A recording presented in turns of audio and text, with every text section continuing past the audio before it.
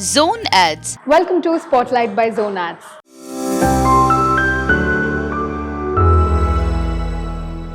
Where we bring you the stories that inspire, hustle, and win. And today, I am at an amazing place. Guess where I am? Let me tell you, this place is really interesting. I'm at Ping Pong at SPARS Table Tennis Academy at Shelly Garden, Yapral.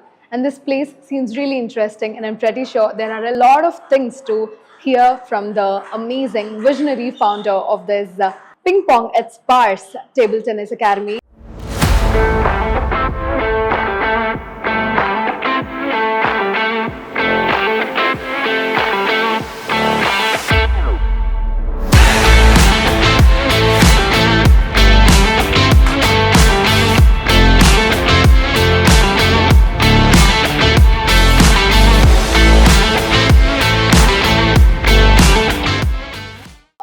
We have our visionary founder, Ashish Chakravarty garu. Hi, sir. Hello. How are you doing? Very well. How are you?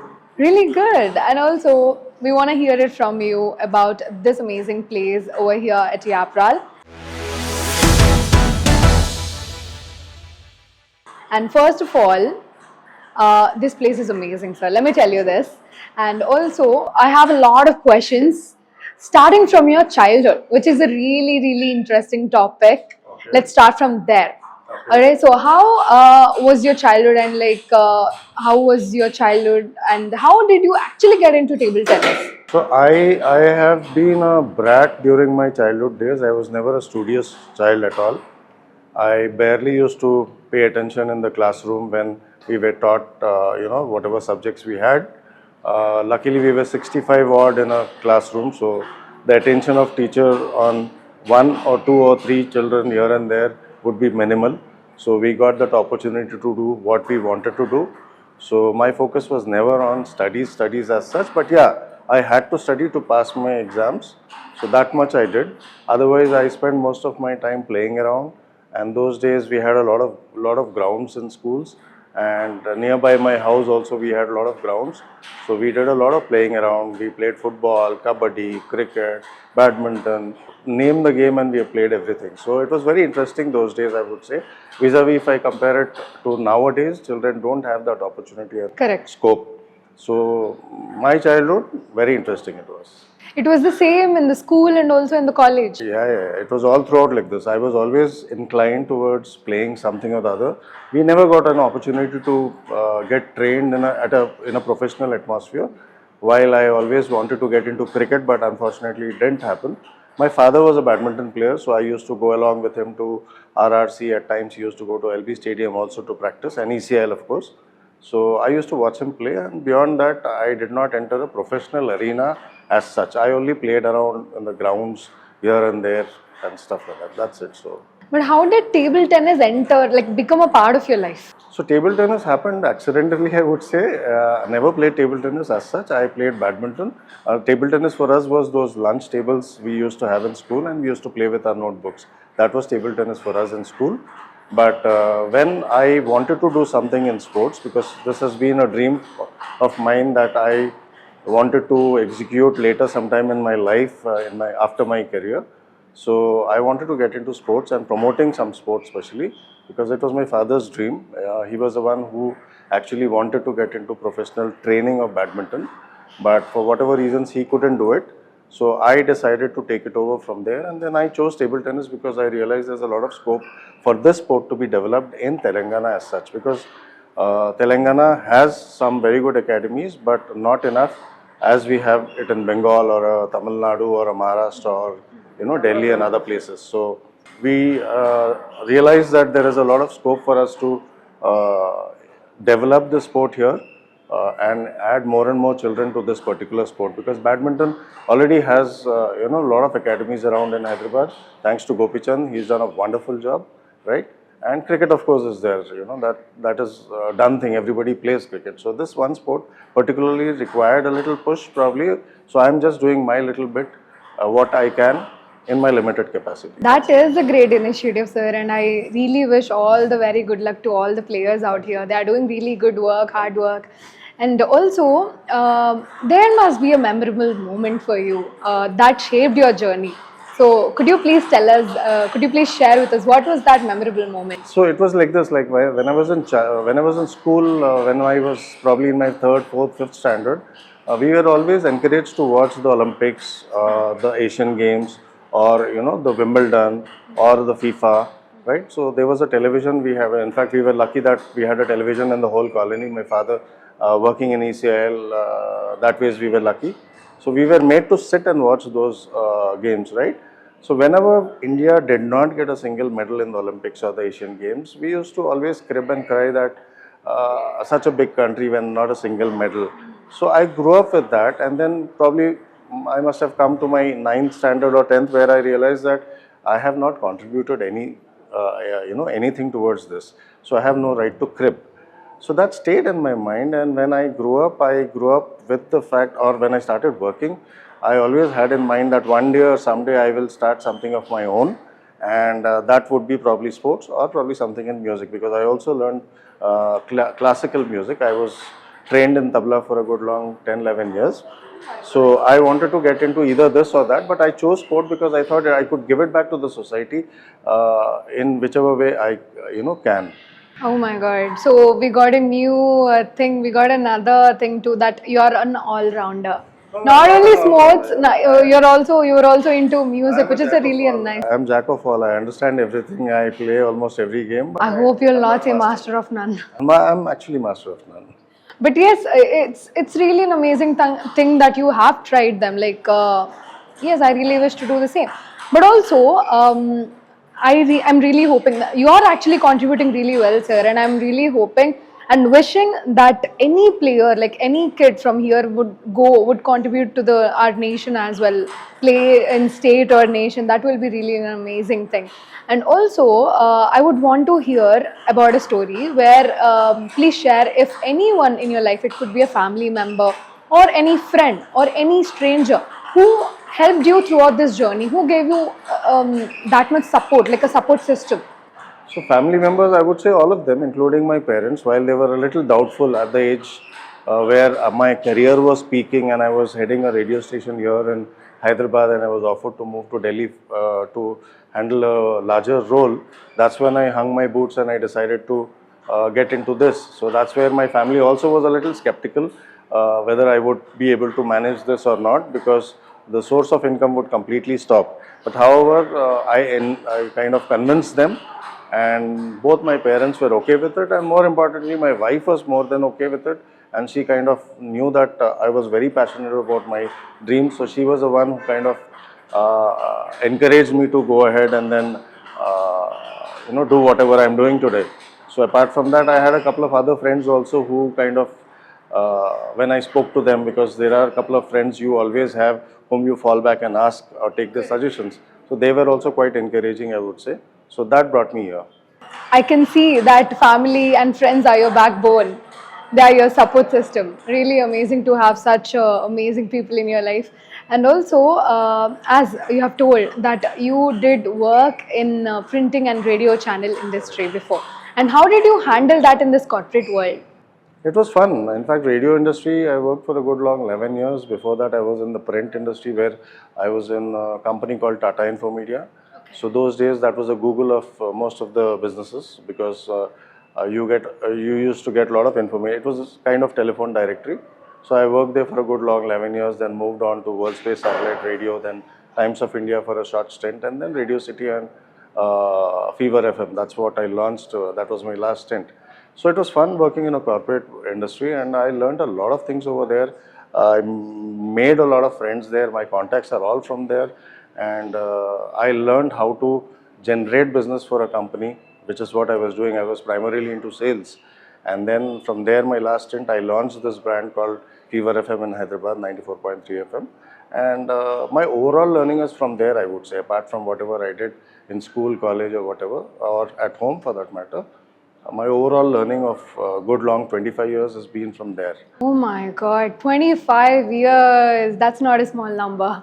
But yes, your dedication in that, and you say that's fun, and also never a dull moment in that industry. No, it was super challenging, because in sales it's like, if you're doing 120% today, that's forgotten today. What about tomorrow? So you're always on your Setting, pushing limits each day. raising your bar, and then you're raising the benchmarks.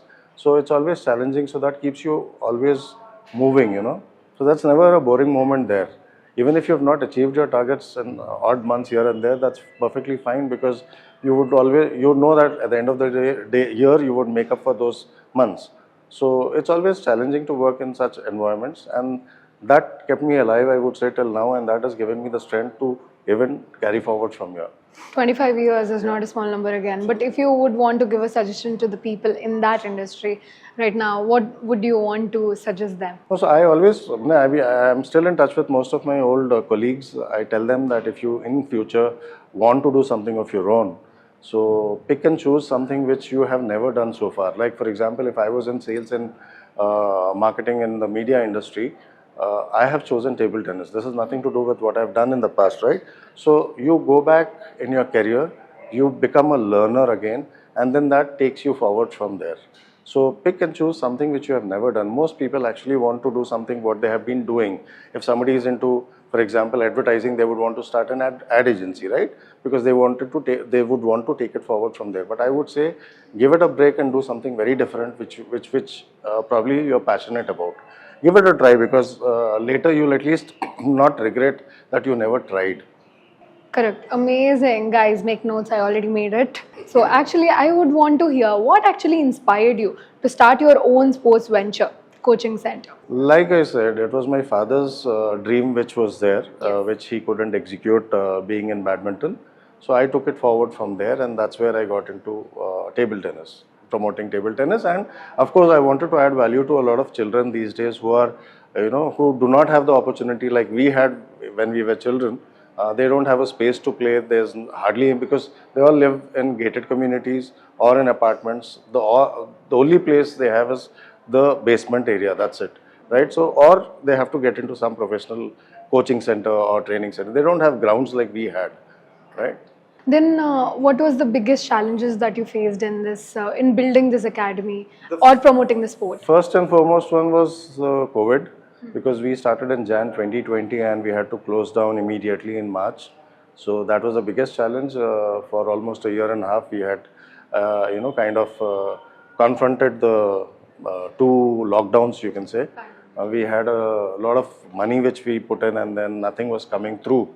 But we had to pay our rents, we had to pay our salaries then. So that was the biggest and the first big challenge, I would say. Post which, yes, we had a lot of teething issues. We never knew much about table tennis. So we learned it over a period of time. We inquired with, some experienced people across India that ways. And then we got to learn, and we overcame that over a period of time. So, resilience, you say. And I mean, learning and like coming back again, getting up again. So that's what. And what did you actually learn? Like, from that pandemic situation and all, what did you learn, and what would you like to say to the businesses which are failing? I wouldn't say businesses are failing. They must be. I'm not sure. Even you can say we are also a failed business because we don't make money out of it. There's not a business as such. But yeah, we need to be at it. My learning from my past experience when I was working for corporate organizations is, irrespective of whether you meet your target or not, you have to be at it. You need to kind of, push yourself to achieve as much as possible, as and when possible, and not give up. So the same formula lies here with any business for that matter. Even if you start a tea stall, or you start a restaurant or whatever, you don't wait for things to happen, you make it happen. So we have been kind of pushing ourselves to make things happen. We have tried, we have experimented with this place, we have experimented with the children, the coaches, and the outcome has been fairly good, I would say, over the last 5-6 years now. So yeah, a lot of things to learn even from here, but eventually I think we'll be there. That sounds really inspiring, sir. And throughout all the biggest challenge that you have faced as an academy owner, and like, who was your biggest support? I think also your staff and everyone. Everyone for that matter, my family, my partners. So if I have to name my partners, we have Sujit, we have Praveen, we have Ravinder, we have Manchit. So we all stood by and each other, and then we That's the main thing. did not give up. We poured in money like anything from our savings, and then managed the show. And likewise, my family also, despite knowing that I have not been earning anything out of this, they have still stood by me. Generally, families don't do that. They would kind of push you to get out and earn, because at your peak age, if you don't earn, when will you earn, right? But they stood by, and then my children, for that matter, both my daughters, they've been also kind of helping me in whatever way they can with the children we have here. So overall, I would say, of course, my coaches, they've been very supportive. They've been doing a fantastic job. And we have Mr. Tully here, our manager. He's been doing his job for the last 5 years. He's a retired railway personnel. So overall, I would say I'm blessed to have some good people around me. Once again, I'll say that again. You have surrounded yourself with an amazing people, and you also have an amazing family. That's really great, sir. And also, as an academy owner, there must be some proud moments, special moments. So, can you please share that with us? Many actually. When we see these children, like for example, I have been told by a friend of mine, or rather asked by a friend of mine, why do I come here every evening and sit here when the coaches are doing their job, they're training the children are getting trained. Why do I have to come and sit? Now, trust me, when I sit here and watch the children sweat it out, train hard, each child trains for, especially the ones who are playing the state and nationals, they get trained for 8-9 hours every day. So, watching them getting trained itself is a big satisfaction you get out of the whole, place. So that keeps me motivated, and achievements, there are many, I would say.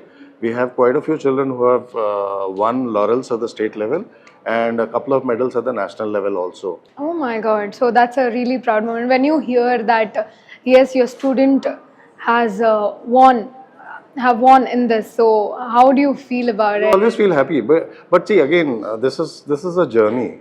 While we have one win here and there and many losses, it should not bother you, because the children who are just 7, 8, 9 years, 10 years old, it's a journey. They should be taken care till they reach their men and women category. So one win, of course, makes you happy. Losses should not make you, should not upset you as well. So we have taken it that ways, and in this journey so far, we have had many medals, but we have many losses as well.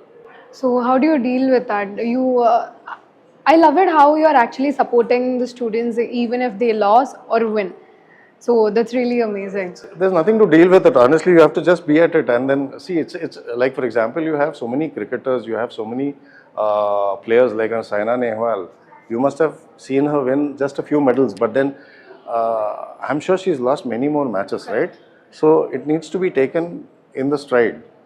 This is a part and parcel of the sporting industry or the sporting culture, I would say. There is always a learning moment for you. There's always a learning. There's learning in everything out here. Also, are you involved in any grassroots developments or coaching initiatives for the young players? We have, all our children are aged around 7 years onwards, 6, 7 years onwards, till around the maximum age we have is around 14 years old here, right? So it is grassroots level only. We encourage children to come and join. The right age is 5 years plus, right? So apart from that, we have in both our academies, we have around 40 odd children, and of which we have eight children whom we have adopted as well. You have adopted 8 children? From the lesser privileged background, we have adopted 8 children whom we take care of completely. Their cost in terms of their sporting equipment, their attire, their shoe, their travel for the state ranking, national ranking, their accommodation, food, everything is taken care by us. So you're also involved in NGO, trust and philanthropy. We just started one foundation recently, a year and a half back, but earlier we used to do it with our own money. Just the foundation was founded a year and a half back. Thankfully, a few of my old clients, good friends whom they've become over a period of time, supported me, so far at least, and I'm sure they would support me in future as well. That is such a great initiative, sir, and I really feel honored to be here. Thank you so much.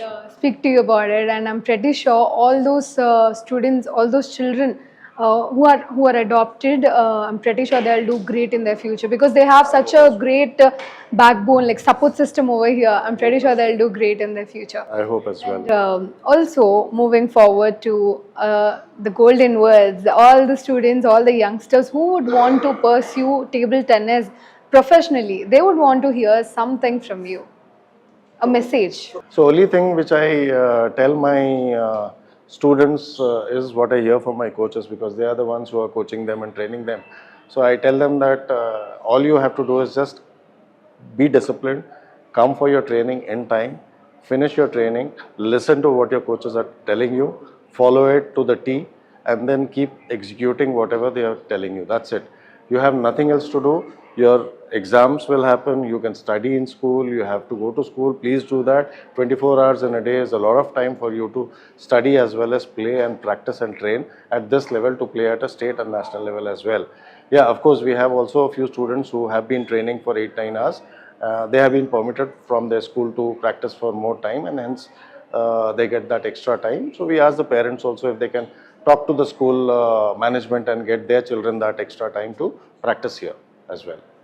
Really amazing, sir. And also, moving on to the next one, how is SPARS at Ping Pong Table Tennis Academy is unique and different from others regarding, it could be regarding facilities or training methods or achievements?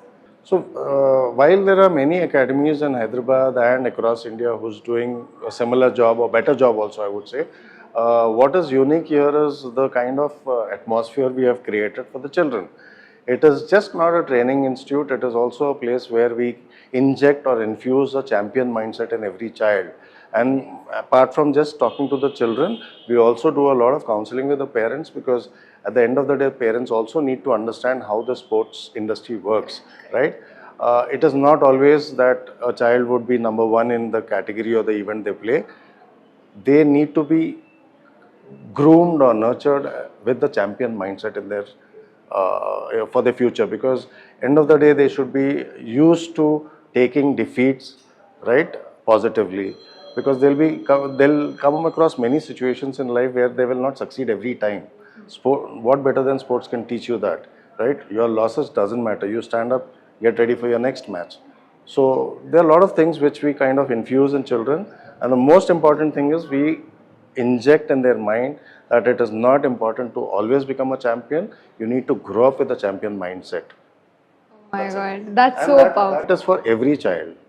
Out of thousands, probably one champion you would get. Everybody will not be a champion. But growing up with a champion mindset is very important, and that is where our emphasis is. That is such a powerful phase. I mean, powerful thing that I've heard, and I think parents must also, really a good thing that you're also telling and counseling parents about this, so that the children are also not having that much pressure on them. Yes, and also, how do you see your academy and your youngsters, like the students, in next 5 years?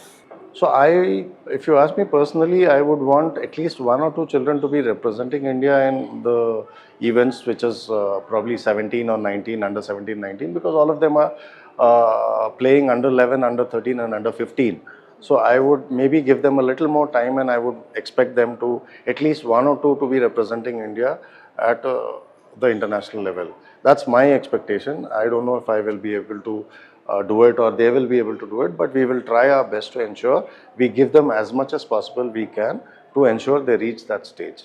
Really, we are wishing from Zonads, we are wishing very good luck to you, sir. And with the vision that they are providing, with the vision, the morals that they have, and I'm pretty sure the students over here are going to achieve great things in the sport. And along with that, let me say something at last. Fell down, get up again, rise again, be resilient. That's what you'll learn in Ping Pong at SPARS Table Tennis Academy. And that was the founder, Ashish Chakravarty garu, and you have heard from him itself about being resilient and also many more things happening over here. To know more things, also follow the Instagram pages and also follow Spotlight by Zonads. And thank you so much. Subscribe and share, and also share your thoughts on this. Subscribe to our channel, click the bell icon and select all.